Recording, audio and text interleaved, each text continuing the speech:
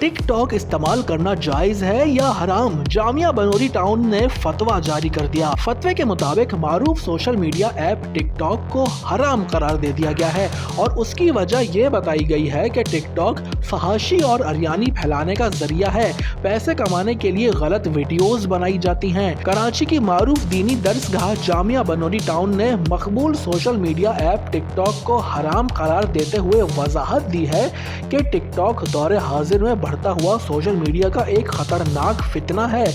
फतवे में कहा गया है कि इस ऐप का शरई नुक्ता नज़र से इस्तेमाल नाजायज और हराम है।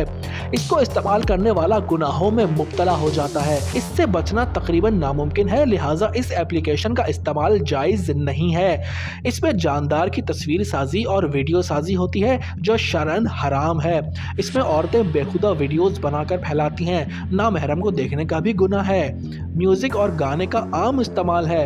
मर्द और खवातीन नाच गाने पर मुश्तमिल वीडियोस बनाते हैं। फतवे में कहा गया है कि टिक टॉक फहाशी और अरियानी फैलाने का जरिया और वक्त का ज़िया है। जामिया बनोरी टाउन का कहना है कि टिक टॉक पर नौजवानों के अलावा बूढ़े भी पैसे कमाने की लालच में तरह तरह की ऐसी हरकतें करते हैं जिन्हें कोई मुहज्जब शख्स गवारा तक ना करे।